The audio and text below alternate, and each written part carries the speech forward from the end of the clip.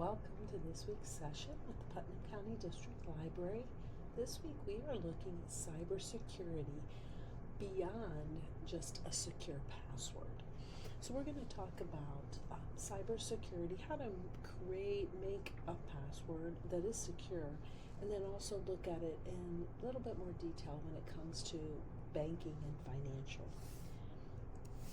So the top 6 passwords used, you can see here, 1, 2, 3, 4, 5, 6. Using the Q, starting with the Q and going across your keyboard.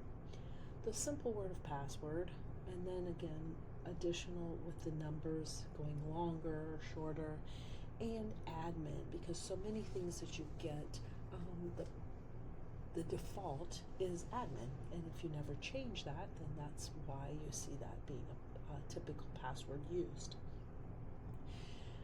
I've thrown in some statistics throughout, and you'll see here it says the average person now has around 100 passwords, which is up from the 70 to 80 that we've seen in the past. So one of the first things is we do not want to use old passwords by adding numbers to the end. So in other words, I've got a pretty good password here of have to great day with a number 1 behind it, and let's say it's come around for time for me to change that password, and here I've just simply added a 2 to the end of that. Next time I might may add a 3, or I might just go back to have a great day, to have the 2 great day, and add change it from 1 to 2.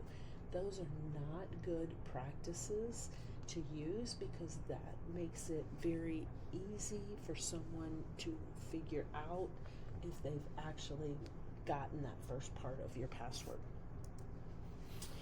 84% of people reuse passwords.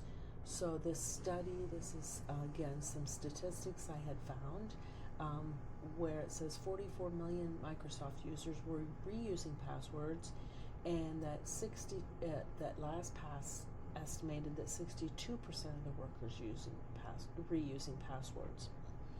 Another thing that you find very common is that 59% of U.S.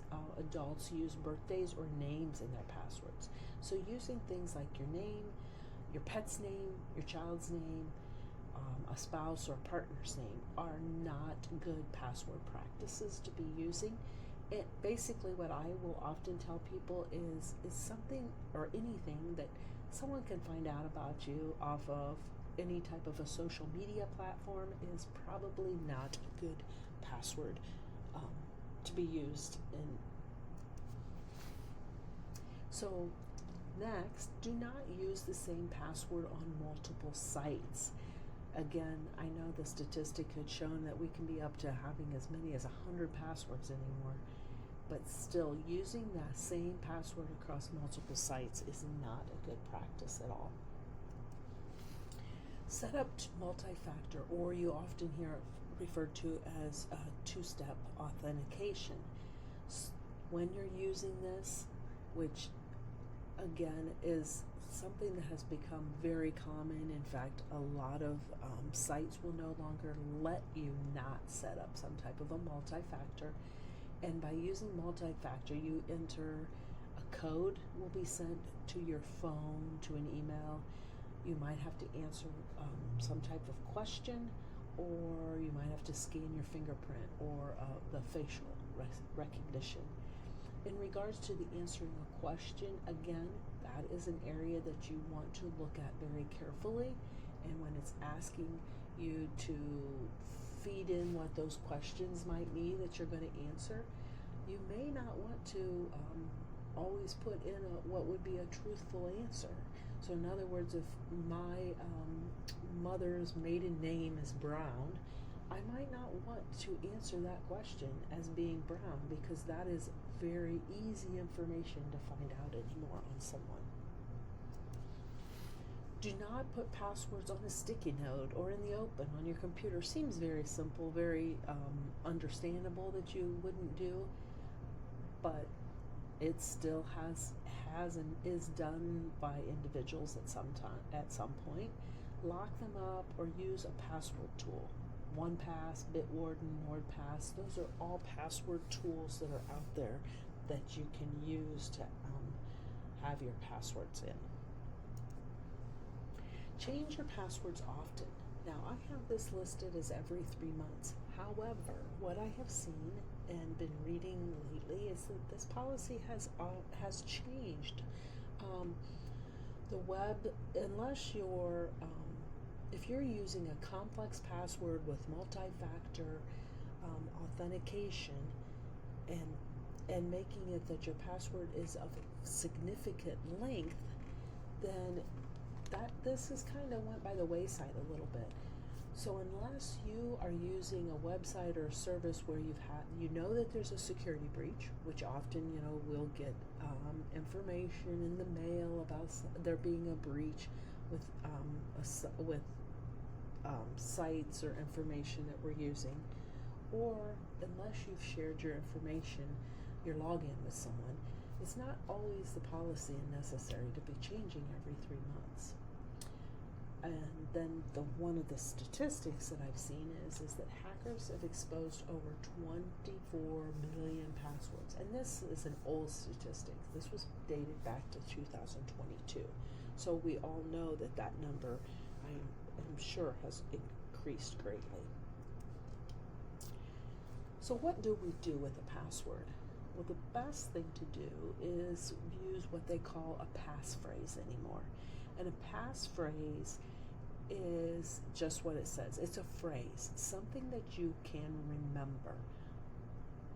By doing this phrase, it makes it that it is actually more memorable, it's longer, and it is something that you can not have to necessarily write down.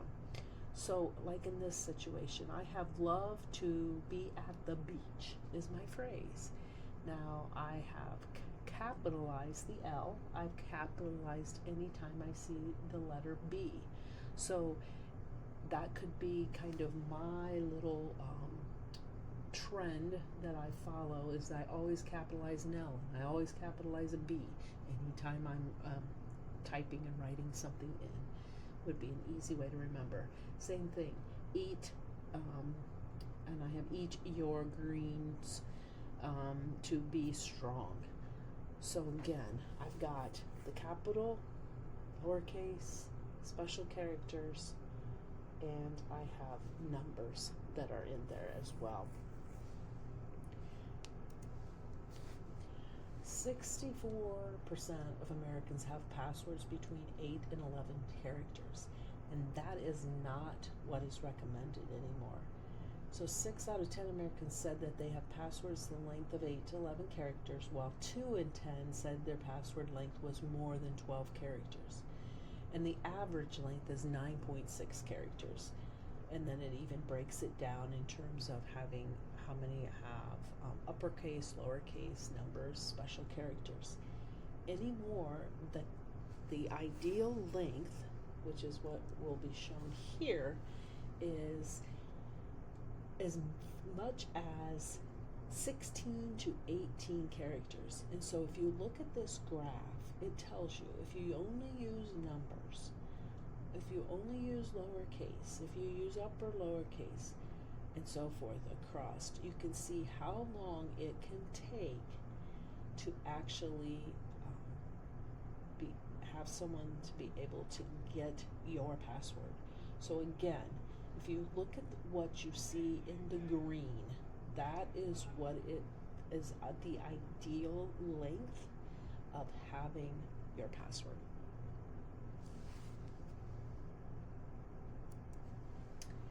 So when it comes to banking and financial, a little bit different here, only for the simple fact that just the same as we've talked about, you want it to be unique for every account. So we don't want to use the same password for one bank, for another bank. We don't want to use it for a credit card, so forth. You want to have the two-factor on. What we hadn't talked about was being very cautious of public Wi-Fi. You want to make sure, because you don't know who's on that Wi-Fi. So if you are doing any type of banking on a public Wi-Fi, you are setting yourself up for the possibility of having your information stolen. You want to make sure you update and patch any of your software, so on the devices that you yourself are using, that those are updated. And using your fingerprint or your facial recognition is much more secure when it comes to banking, of course. And then this last point has been added, and it's something that I've been seeing more and more of lately. There's actually a recommendation out there anymore that you maybe use a totally separate email account for banking purpose. Using an email account that you've created that no one else knows about, well, maybe a spouse partner that they know, but other than that, no one knows that that email account exists. That way, the only information that you are going to get to that email account should be from the bank themselves. If you're getting emails from other things, that should set up a red flag to you about it's not legit. So it's kind of a good factor to think about. With that note, I hope that everyone has a great week. And next week, we will be looking at the beginner's guide to AI.